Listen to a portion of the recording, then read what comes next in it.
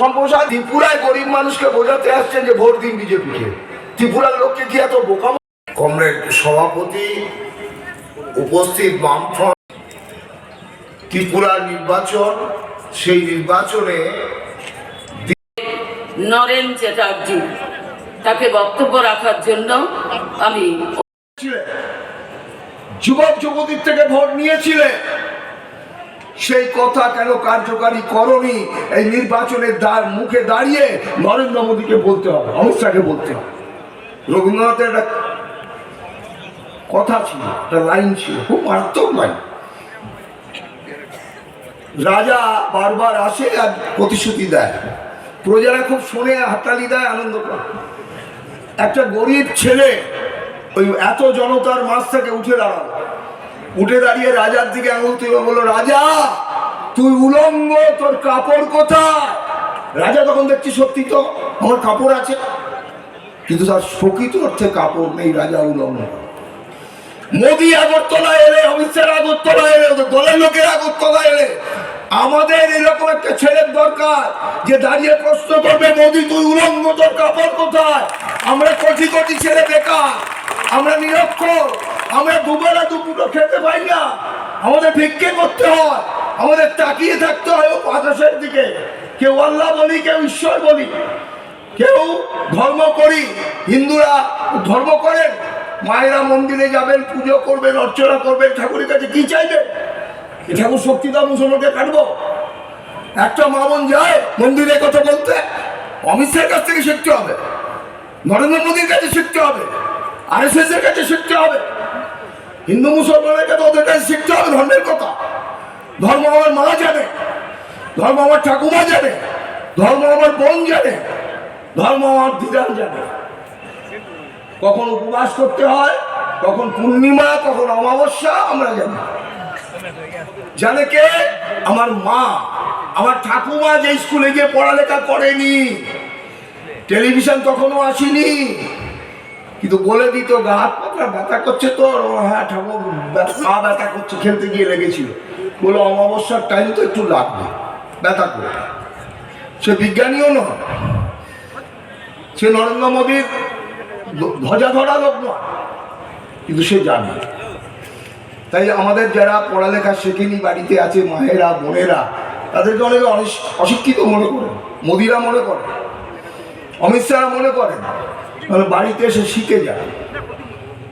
অমাবস্যা পূর্ণিমায় প্রকৃতির কি খেলা আপনি জানেন না মোদী সাহেব, আপনি জানেন না অমিত শাহ জানে। আমার মাসিমা, আমার ঠাকুমা, আমার খুড়ি বলে দিতে পারবে কখন কি খেতে হয়, শীতে কি খেতে হয়, গ্রীষ্মে কি খেতে হয়, বর্ষায় কি খেতে হয়, বসন্ততে কি খেতে হয়। ওই সজনে গাছের ফুলগুলো ঝোল হবে, অমিত শাহ জানে, আমার মা জানে, আমার মাসিমারা জানে, আমার ঠাকুমারা জানে, আমার পিসিমারা জানে। শিখে যাবে অমিত শাহ, মোদী এই ত্রিপুরায় এসে এখানে শিখে যাবে, ভোট চাইতে এসছে। আমাদের দেশে শিক্ষা মানুষের অধিকার, সংবিধানে বলা, আর সংবিধানে রক্ষা করতে হয় মোদী আর অমিত শাহ, বিজেপি। এখন কোথায় বিনা পয়সায় শিক্ষা? বলছে ক্লাস 4 পর্যন্ত বামফ্রন্ট করে গেছে, 5, 6, 7, 8, 9, 10, 11, 12 ওই বামফ্রন্ট করে গেছে। ত্রিপুরায় করেছিল, কেরলেও ছিল অনেক আগে, আর পশ্চিমবঙ্গে করেছিল। এখন এরা বলছে ওটা উঠিয়ে দেওয়া হচ্ছে, অনেক রাজ্যে উঠিয়ে দিয়েছে বিজেপি। বলছে পয়সা দাও, শিক্ষা কেন, বাড়ি থেকে নুন কেনেন, বাজার থেকে চাল কেনেন, ডাল কেনেন, ওরকম ক্লাস 8-এর পড়া আপনার ছেলে মেয়েদের জন্য কিনতে হচ্ছে, 9-এর পড়া কিনতে হচ্ছে, ক্লাস 10-এর পড়া কিনতে হচ্ছে। আলু কেনেন যেরকম, পটল কেনেন যেমন, কলেজ থেকে ছেলে মেয়েদের পড়া কিনছে। বলছে শিক্ষা বিনা পয়সা হবে না, শিক্ষা পয়সা দিয়ে কিনতে হবে, ক্লাস 1 থেকে একেবারে মাস্টার ডিগ্রি করছে। আর আমরা ছোটবেলা থেকে কি শিখে এসেছি বামপন্থীরা?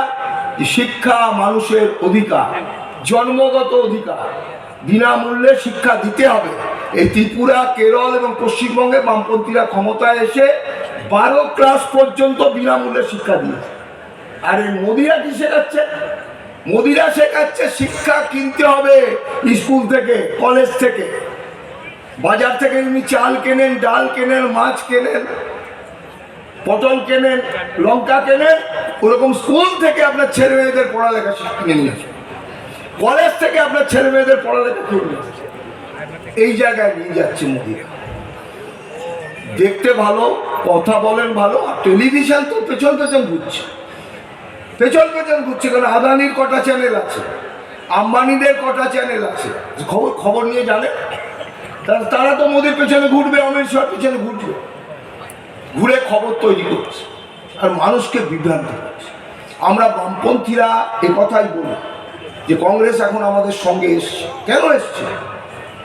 কংগ্রেস তো আমাদের ভালোবেসে আসে, বা আমরা কংগ্রেসকে ভালোবেসে নিই। সমস্যা যখন দরজার কাছে, ব্যাংক বিক্রি হচ্ছে, কংগ্রেস আসবে না? ইন্দিরা গান্ধী ব্যাংক জাতীয়করণ করেছে, সে ব্যাংক বিক্রি হচ্ছে। কংগ্রেসের যদি প্রকৃত কর্মী হয়, ইন্দিরা গান্ধীর ভক্ত হয়, সে তো প্রতিবাদ করবে। LIC ইন্স্যুরেন্স বিক্রি হচ্ছে,